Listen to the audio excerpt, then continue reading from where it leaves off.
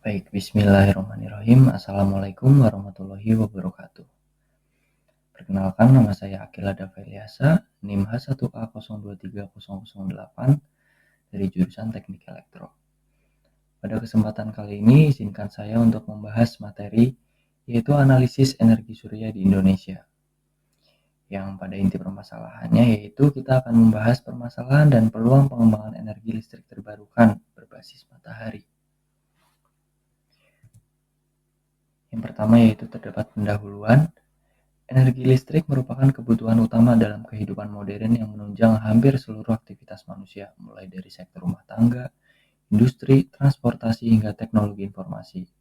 Seiring dengan pertumbuhan jumlah penduduk dan perkembangan ekonomi, kebutuhan energi listrik di Indonesia mengalami peningkatan yang signifikan setiap tahunnya. Hingga saat ini, sebagian besar pasokan energi listrik masih bergantung pada sumber energi fosil, seperti batu bara, minyak bumi, dan gas alam yang bersifat tidak terbarukan. Penggunaan energi fosil secara terus-menerus tidak hanya menyebabkan menipisnya cadangan energi, tetapi juga menimbulkan dampak negatif terhadap lingkungan. Energi terbarukan ini merupakan solusi untuk masa depan, yang dimana salah satu dari energi terbarukan terdapat energi surya, yang berasal dari radiasi matahari. Energi ini tersedia secara melimpah dan dapat diperoleh secara gratis. Energi ini juga ramah lingkungan, tidak menghasilkan emisi gas rumah kaca atau polusi udara yang merusak lingkungan, dan juga tidak terbatas karena tersedia secara melimpah. Indonesia sebagai negara yang terletak di garis khatulistiwa memiliki intensitas penyinaran matahari yang relatif stabil sepanjang tahun, dengan rata-rata radiasi harian yang cukup tinggi. Pemanfaatan energi surya dapat dilakukan melalui teknologi PLTS atau pembangkit listrik tenaga surya.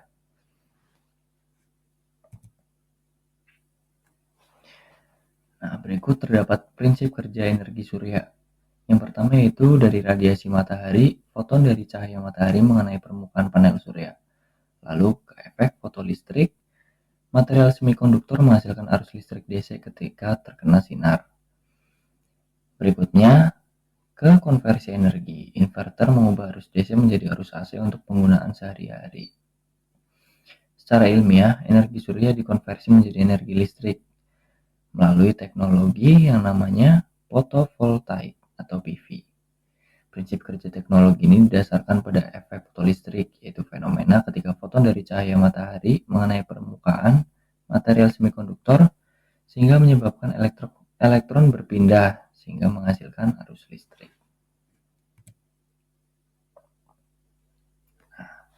Berikut terdapat jenis atau macam-macam sistem PLTS. Terdapat 3. Yang pertama yaitu on-grid. Sistem ini terhubung dengan jaringan listrik PLN.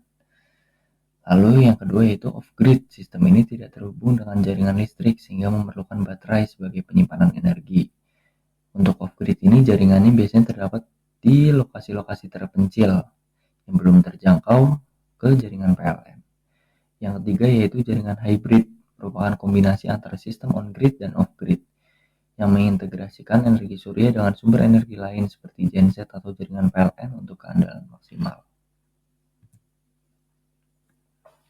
Berikutnya terdapat komponen-komponen penting dalam sistem PLTS. Tentu yang pertama yaitu panel surya, komponen utama yang berfungsi untuk menangkap energi matahari dan mengubahnya menjadi energi listrik DC. Yang kedua yaitu terdapat inverter, berfungsi untuk mengubah arus listrik DC menjadi arus AC agar dapat digunakan oleh peralatan listrik. Yang ketiga terdapat baterai, digunakan sebagai media penyimpanan energi listrik untuk digunakan saat malam atau intensitas rendah. Yang keempat terdapat charge controller untuk mengatur aliran listrik dari panel ke baterai agar tidak terjadi overcharging atau over discharging. Dan yang terakhir yaitu sistem monitoring untuk memantau kinerja PLTS termasuk produksi energi dan juga kondisi komponen. Permasalahan energi surya di Indonesia itu ada beberapa. Yang pertama yaitu tingginya biaya investasi awal. Biaya untuk membeli panel surya, inverter, baterai, dan instalasi masih dianggap mahal oleh sebagian besar masyarakat. Skema pembiayaan yang belum fleksibel serta kurangnya insentif finansial dari pemerintah menyebabkan masyarakat masih ragu untuk beralih ke energi surya. Yang kedua yaitu efisiensi teknologi terbatas. Efisiensi panel surya komersial masih berkisar antara 15% hingga 22%, yang berarti sebagian besar energi matahari belum dapat dikonversi menjadi listrik. Yang ketiga yaitu ketergantungan cuaca.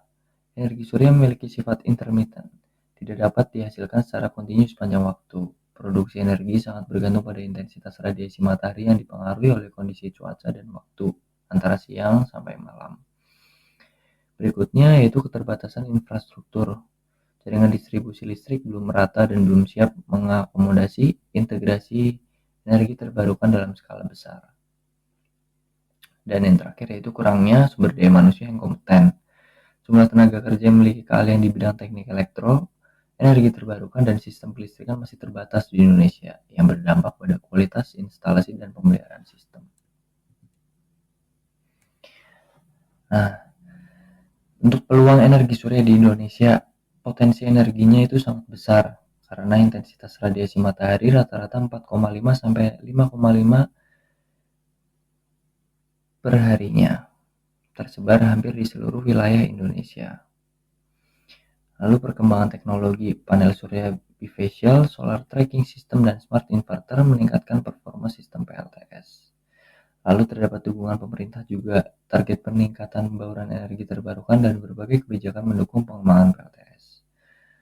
Lalu kesadaran lingkungan dari masyarakat sendiri terhadap isu lingkungan dan perubahan iklim mendorong penggunaan energi bersih. Lalu fleksibilitas sistem PLTS dapat diterapkan dalam berbagai skala, mulai dari rumah tangga hingga industri besar. Nah, untuk strategi pengembangan masa depan, itu terdapat beberapa strateginya. Yang pertama yaitu peningkatan investasi dan insentif. Yang diharap pemerintah perlu memberikan subsidi atau insentif bagi pengguna PLTS untuk mengurangi beban biaya awal. Lalu pengembangan teknologi lokal, produksi panel surya dalam negeri perlu ditingkatkan untuk mengurangi ketergantungan impor dan meningkatkan kemandirian energi. Lalu peningkatan infrastruktur energi. Pengembangan jaringan listrik dan sistem penyimpanan energi harus diperkuat untuk mendukung integrasi energi surya. Lalu edukasi dan sosialisasi. Dan yang terakhir yaitu kolaborasi multisektor. Kerjasama antara pemerintah, swasta, dan akademisi sangat penting dalam pengembangan energi terbarukan. Nah, kesimpulan dari materi yang sudah saya bahas, yang pertama yaitu dari keunggulan energi surya itu ada beberapa poin. Yang pertama yaitu potensi energi sangat besar dengan radiasi 4,5 sampai 5,5 per harinya. Lalu ramah lingkungan juga yang tidak menghasilkan emisi gas rumah kaca. Sumber energi tak terbatas dan tersedia sepanjang waktu.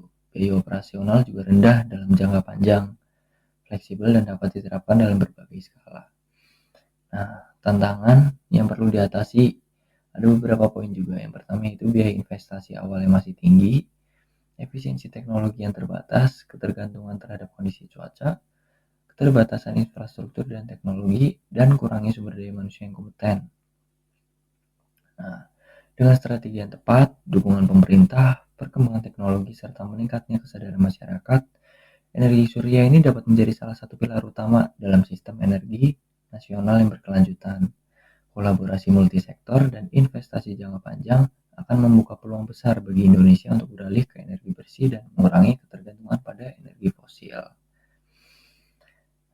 Jadi cukup sekian presentasi dari saya terkait tantangan dan juga permasalahan serta solusi untuk masa depan energi terbarukan berbasis matahari ini, terkhususnya untuk di Indonesia sendiri. Sekian dari saya, terima kasih atas perhatian Bapak. Kurang lebihnya saya mohon maaf. Wassalamualaikum warahmatullahi wabarakatuh.